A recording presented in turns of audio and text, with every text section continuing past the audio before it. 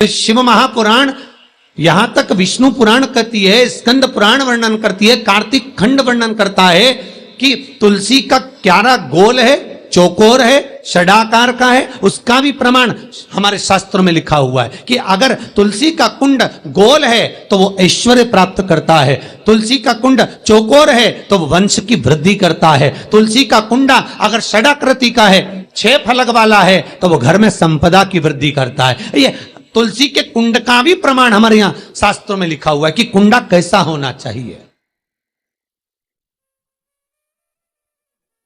तुलसी के कुंड की आकृति कैसी होना चाहिए, तुलसी का कुंड होना कैसा चाहिए, उसका भी प्रमाण हमारे यहां स्कंद पुराण में लिखा हुआ है, विष्णु पुराण में लिखा हुआ है कि आपको क्या किस रूप में चाहिए। पर जगत है ना, दुनिया के आगे हाथ फैलाओ, जाकर निवेदन करो, यहां वाले बाबा के पास हो या वहां वाले बाबा के पास हो या उसके पास हो या उसके पास हो या जगत के पास जाओगे, दुख पाओगे, रुपया खाएंगे, चूना लगाएंगे, धक्के मारकर निकाल देंगे, 2-4-8 दिन घुमाएंगे फिराएंगे, कल आना, परसों आना, नरसों आना, ऐसा करना वैसा करना, बस बाबा यही घुमाते रहेंगे और तुम्हारे धन का चूना लगाते रहेंगे। पर निवेदन है, इनसे बचकर शिव की शरण में जाकर भगवान शास्त्र में जो लिखा है उसके अनुसार हम क्यों ना कर्म करें जिसका फल हम पा जाएं। हम क्यों ना ऐसा कर्म करें जिसके फल को हम पा सकें। हम क्यों भ्रमित हों।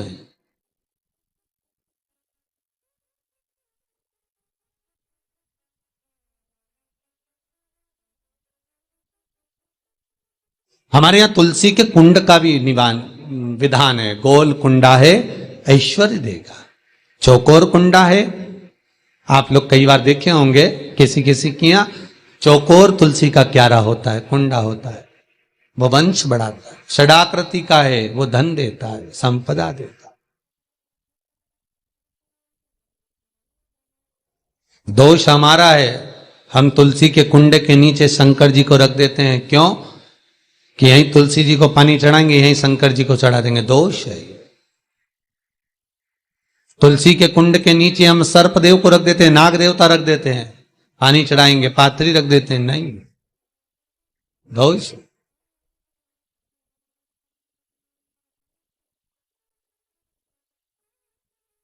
इसका दोष हम सबको, स्वयं अगर गलती करते हैं तो स्वयं को बोल। कैसा कुंड हो, 7 तरह के कुंडों का व्याख्यान तुलसी के रूप में कहा गया है महाराज। पहला गोल, दूसरा चौकोर, तीसरा षडाकृति, चौथा त्रिवेणी, 3 कोने वाला कुंडा। शास्त्र कहता है जिसके मार्ग घर में टुकड़े हो रहे हों, घर विभाजन की ओर हो रहा हो, तो 3 कोण का कुंडा घर में रखकर पूजा करने पर परिवार एक हो जाता है। 5वां, गार्डन में बिना कुंडे का, बिना कुंड का जो तुलसी का पौधा रोपित होता है, बिना कुंड के एक बगीचा जैसा बो दिया जाता है, तुलसी तुलसी उत्पन्न हो जाती है। महाराज वहां पर संपदा तो रहती है पर चिंता बहुत रहती है, टेंशन बहुत रहती। क्यों? घर के दरवाजे के बाहर इतनी सारी बगीचे में तुलसा कर दी। कोई निकल कर जा रहा था, उसने थूक दिया, कोई निकल कर जा रहा था, उसने पानी डाल दिया, कोई श्वान ने, कुत्ते ने, किसी ने, बिल्ली ने गंदगी कर दी, उसका दोष आपको लगेगा। इसलिए कुंड के अंदर तुलसा का, तो वो धन तो देगा, जो तुमने बगीचे में तुलसा लगाई है, गार्डन तुलसा का करा, वो धन तो देगा, संपदा भी देगा, पर चिंता को बढ़ा देगा। 5,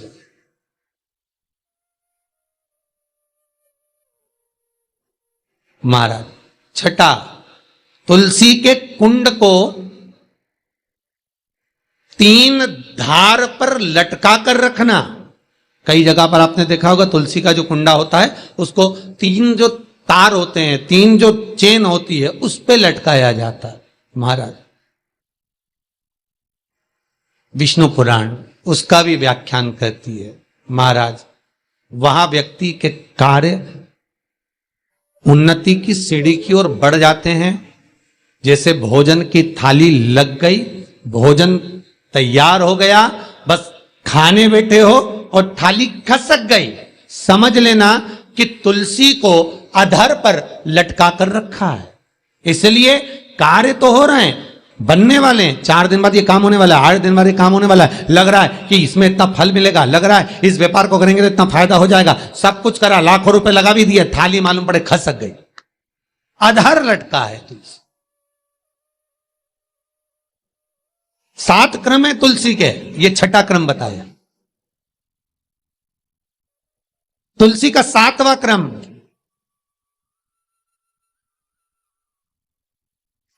तुलसी का 7वां क्रम है महाराज, तुलसी का कुंडा जैसा घर के आंगन में है, तुलसी का कुंड जैसे घर के आंगन में विराज रहा है, ऐसा ही छोटा सा कुंड भगवान के लिए रोपित करें। प्रतिदिन भगवान की सेवा करते समय तुलसी का कुंड सम्मुख रखकर उसकी आराधना करना, फिर उस कुंड को वापिस बाहर ले जाकर रखना, फिर दूसरे दिन पूजन के समय पर कुंड को लाकर रखना। हम तो यहां तक कहते हैं, विष्णु पुराण गर्ग संहिता कल्याण का तुलसी अंग यहां तक वर्णन करता है कि आप पूरे साल ये नहीं कर सकते तो कम से कम कार्तिक के महीने में भगवान के सामने तुलसी का छोटा कुंड, चौकोर वाला, गोल नहीं, चौकोर कुंड लाकर भगवान के सामने रखकर छोटा सा कुंड का पूजन कर कर भगवान के साथ उस कुंड को वापस बाहर विराजमान करें, फिर कल लेकर आए, फिर विराजमान करें। आप पूरे साल नहीं कर सकते तो 1 महीना।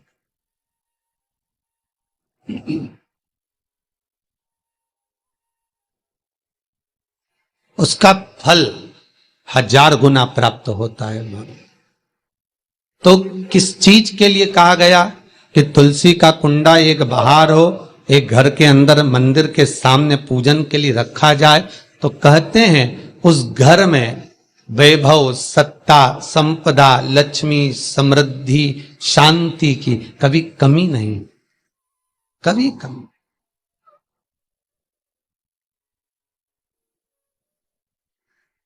प्राप्ति सुख की, आनंद की।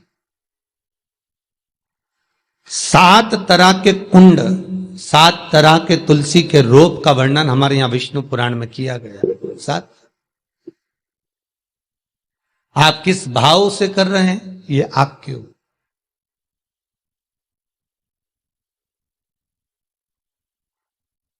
महाराज,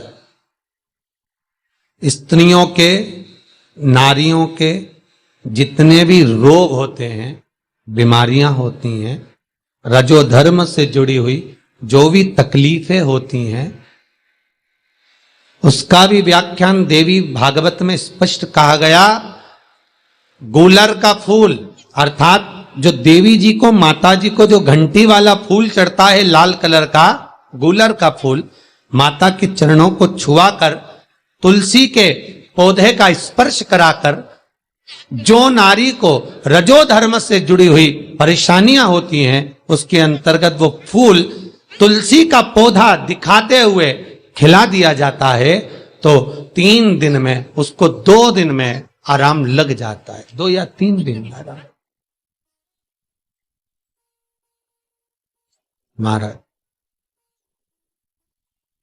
तो शास्त्र कह रहा है आराधना में आप हाथ की माला, कर की माला ना भी रखें तो घट की माला, तुलसी की माला, रुद्राक्ष की माला आपके कंठ में होगी, तो 21,600 श्वास जो मनुष्य के शरीर से प्रतिदिन निकल रही है, 21,600 श्वास जो मानव के शरीर से प्रतिदिन निकल रही है, उस श्वास के बल पर आपकी घट की जिह्वा से वो मंत्र जाप हो जाएगा, उसका पुण्य आपके खाते में।